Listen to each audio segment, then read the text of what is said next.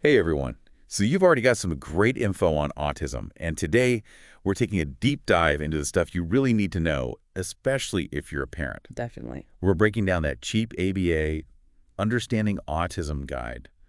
Think of it like super interesting cliff notes. Yeah, it's a lot to take in, that's for sure. Hopefully we can make it a bit easier to digest. Exactly. So one of the first things this guide tackles is the million-dollar question. What causes autism? And I was really intrigued that while there's no one definitive answer, the research is getting closer to figuring out some major contributing factors. Yeah, it really is like solving this complex puzzle. The guide hones in on three main areas: environmental factors, genetics, and parental age. Okay, so let's break those down a bit. Environmental factors. What does that even mean when we're talking about autism? Well, think about things like air pollution or maybe exposure to certain chemicals during pregnancy. Okay, so stuff that can impact a child even before they're born. Exactly, you got it. And then there's the whole genetics piece. Right, because some traits are passed down in families. Precisely. So there's a higher chance of a child being diagnosed with autism if there's a family history of it. It's not a guarantee, though, like inheriting your mom's green eyes or something. I see, so it's not quite as straightforward as that. Nope, it's definitely more complicated. And then you've got the age factor. For example, the guy mentions fathers over 40 have almost a 60% higher chance of having a child with autism compared to, say, dads under 30. Wow, that's a pretty big jump. So it sounds like it's not just one single thing, but this combination of factors that might increase the likelihood. Yeah, it's rarely ever just one thing in isolation. It's more like, think of it like a recipe where all these ingredients come together to make something unique. I like that analogy. It definitely drives home how complex this all is. Okay, so we're starting to get a handle on what might contribute to autism, but what about recognizing those early signs? Early identification is so crucial, and this guide really hammers home how important those first few years are for development. Absolutely, those early years are so important. Recognizing potential signs early can make a world of difference. And remember, we're talking about possible red flags here, not a diagnosis. But it's always a good idea to have a chat with your pediatrician if you are seeing some of these things in your little one. Yeah, makes sense. Better safe than sorry, right? So what are some of those early signs parents should be aware of? What should we be looking out for? Well, one of the big ones is communication delays. Right. Like, if a baby isn't really babbling or making as many sounds as they should by around 12 months. Because babbling is how they sort of practice language. Exactly. Another thing is facial expressions. You know how babies are, always mimicking, copying our every move. If a baby's not doing that as much, or their expressions seem different from other babies their age, that could be something to note. You know, I never thought about that, but it makes perfect sense when you say it like that. It's amazing how telling those little cues can be. Yeah. What else is there? Oh, another thing the guide mentions is how a baby responds to physical touch. Some infants who are later diagnosed with autism might not be as into cuddling or seem less responsive to those kind of affectionate gestures. Wow, this is already so insightful. Yeah. But again, like you said, it's super important to remember these are just potential signs, not a definite diagnosis. Exactly. And that's where having that open line of communication with your pediatrician is key. They can help you figure out if further evaluation is needed. Which brings us to the whole evaluation process itself. I'll admit, even thinking about having my child evaluated for anything can feel overwhelming. It's like, where do I even begin? But this cheap ABA guide does a great job of laying out the steps. Yeah, it breaks it down into manageable steps, starting with, you guessed it, your pediatrician. Right, starting with your main point of contact. Yep, they're the first line of assessment, and they can rule out any other medical reasons for whatever behaviors you're seeing. So starting with the basics and going from there, what happens after that? Well, if your pediatrician thinks it's necessary based on that initial assessment, they'll probably refer you to a specialist. Someone who specializes in childhood development and things like that? Exactly, like a developmental pediatrician or a child psychologist for a more in-depth evaluation. So it becomes more of a team effort with your pediatrician kind of leading the way. That's a great way to put it. One thing this guide really stresses is that early intervention is crucial, and early diagnosis makes that possible. It's not about labeling, but about getting the right support in place as quickly as possible. Couldn't agree more. Early intervention can make a world of difference. Okay, so let's say a child has gone through that evaluation process and they receive an autism diagnosis. One of the therapies I always hear about, and it comes up a lot in this guide, is ABA therapy. But I have to be honest, I think for a lot of people, when they hear ABA, They might not really get what it actually is. I totally get that. ABA can sound kind of intimidating, like this big, scary thing. But the truth is, it's not a one-size-fits-all approach at all. Right, and I think that's often what throws people off. They hear therapy, and they picture something rigid and inflexible. The great thing about ABA is that it's all about individualization. Every child is different, right? They have different needs. ABA focuses on figuring out a plan that addresses those very specific needs for each child. So what might that look like in a practical sense? Like, how does it actually work? So one important part is behavioral support. Like, ABA therapists will work with families to develop a behavior plan, reward positive actions, and help manage some of the more challenging behaviors. Oh, so kind of like a reward system for good behavior. Exactly. And then you've got communication training, which isn't just about spoken language. Because communication isn't just about talking. Right. It's about all forms of communication, verbal and nonverbal, because every child has their own unique way of communicating. That's a really important distinction, Mhm. because I think sometimes when people hear communication, they automatically think talking. You're right. It's so much broader than that. Sensory support is another really important part of ABA therapy. Some children with autism are over or undersensitive to things, loud sounds, certain textures, bright lights, you name it. ABA therapy helps them learn how to manage all those sensory inputs. So, for example, if a child is really sensitive to loud noises, ABA therapy could give them tools to handle those situations better. Exactly. And then there's social skills training. The guide gives a good example using stickers as rewards for participating in group activities. It's a fun way for kids to learn those really important social skills. So it sounds like ABA therapy really takes this well-rounded approach, addressing all these different areas of a child's life. Yes, exactly. And look, it's not a quick fix or anything, but the goal is to give these kids the skills they need to have the best quality of life possible. Which, at the end of the day, is what it's all about, right? Giving them the tools and the support they need to navigate the world and live their best lives. Absolutely. It strikes me that we talk about the autism spectrum, but we sometimes forget what that really means. What do you mean? It's not like a straight line, is it? That's such a good point. Autism really does present differently in every single person. Two kids with the same diagnosis can have completely different strengths, challenges, and ways of experiencing the world around them. Which is why that individualized approach, like what we were just talking about with ABA therapy, is so, so important.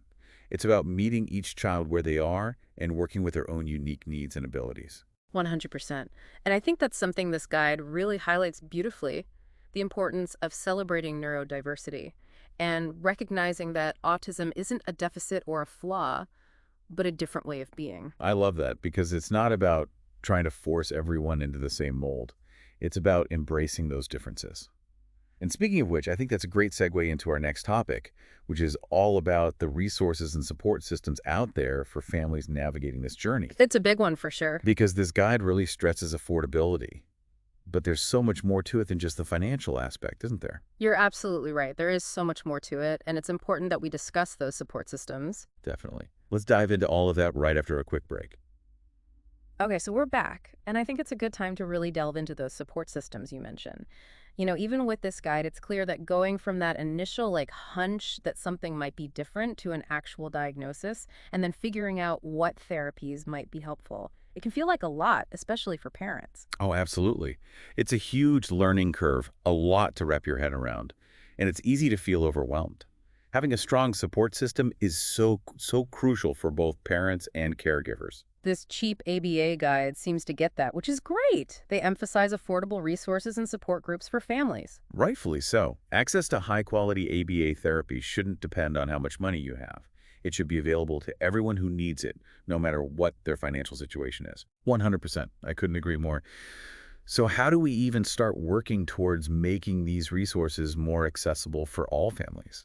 What needs to happen? Well, for one thing, advocating for better insurance coverage is huge. Right now, a lot of insurance plans just don't cover ABA therapy adequately, which puts a huge financial strain on families. It's true. It's like you're already dealing with the stress of a diagnosis, and then you have to fight with insurance companies to get the support your child needs. It's an extra layer of difficulty that shouldn't be there. Exactly. And we also need to push for more government funding for early intervention programs. I mean, early diagnosis is key, but it doesn't mean much if families can't afford the therapies and support services that go along with it. It makes you think about what we can do even on a smaller scale.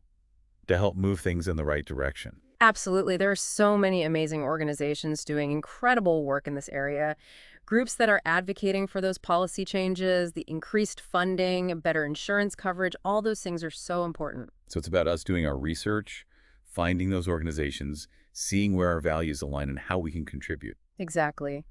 And it doesn't always have to be about donating money, although that definitely helps. It can be about lending your voice to the cause, raising awareness in your community, talking to your friends and family, even reaching out to your elected officials to let them know this is an issue that matters to you. Because at the end of the day, it really comes down to awareness and advocacy, making sure that the needs of families affected by autism are heard and prioritized. You got it. And it's a collective effort. It's not just on the parents and caregivers, it's on all of us to push for a more inclusive and supportive world. That's such a powerful message. And it actually makes me think about something we haven't touched on yet. This idea of what advice we would give to someone who's just starting out on their autism journey. Oh, I like that. What would you say? Let's say you're a parent, you've noticed some of those early signs we talked about. Hmm. What's the most important thing for them to remember as they navigate this new and maybe kind of scary territory? That is such a good question. And I think for me, it would be to trust your gut. You know your child better than anyone. If you have any concerns, no matter how small, don't be afraid to talk to your pediatrician. Don't dismiss those feelings or worry about being that parent. Yes, 100 times yes. Yeah. Don't wait. Don't think, oh, they'll grow out of it. Early intervention is so important. Exactly. And I think sometimes there's this fear around diagnosis, like it's a negative thing, Yeah. but it's not about labeling. It's about getting your child the right support as early as possible so they can reach their full potential. And I think it's important to remember that support isn't just for the child either. Parents, caregivers, siblings, they all need support too. This guide talks about affordability, but support comes in so many forms. Emotional support, practical support, a community you can turn to for advice and shared experiences. It's all connected. Because you are definitely not alone on this journey. There's a whole community out there. Exactly. And finding that community can make all the difference. It really is about connection and sharing and realizing that we're all in this together. And I think that's one of the amazing things about a deep dive like this. It's not just about information overload. It's about creating that space for open conversation. I completely agree. Knowledge is important, of course, but connection is where the real magic happens. Love that. And speaking of connection, one of the things I really appreciated about this cheap ABA guide was how they touched on this idea of neurodiversity. Can you talk a little bit about what that means and why it's such an important concept for everyone to embrace? Of course. Neurodiversity is this beautiful idea that basically says, hey, it's okay that our brains all work a little differently. There's natural variation in how our brains are wired, and that's a good thing. It recognizes that conditions like autism, ADHD, dyslexia, they're not abnormalities, they're just different ways of experiencing and interacting with the world. So it's about recognizing and valuing those differences instead of trying to make everyone fit into the same mold. Exactly. Neurodiversity is about celebrating those unique strengths and perspectives that people with neurological differences bring to the table. I love that. It's such a refreshing and positive perspective.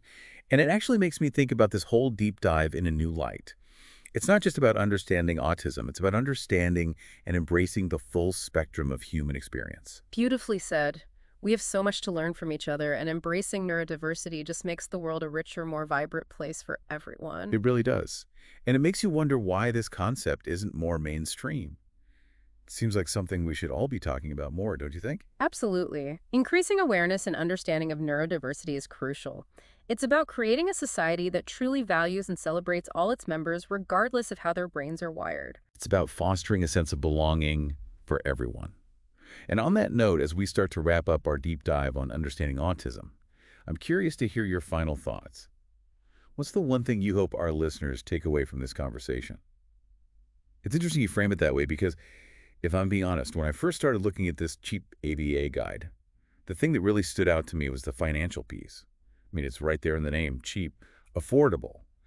But as we've been talking, it's become so clear that it's about so much more than just money. Yeah, you hit the nail on the head. It's about building a system where every family, every single child can get the support they need without finances being a barrier. And that's a huge undertaking that requires a real societal shift. So how do we even begin to make that kind of shift happen? What are some concrete steps we can take to move things in the right direction? Well, on a practical level, supporting those organizations that are already out there doing the hard work is a great place to start. There are groups advocating for policy changes, pushing for more funding for early intervention programs, fighting for better insurance coverage for therapies.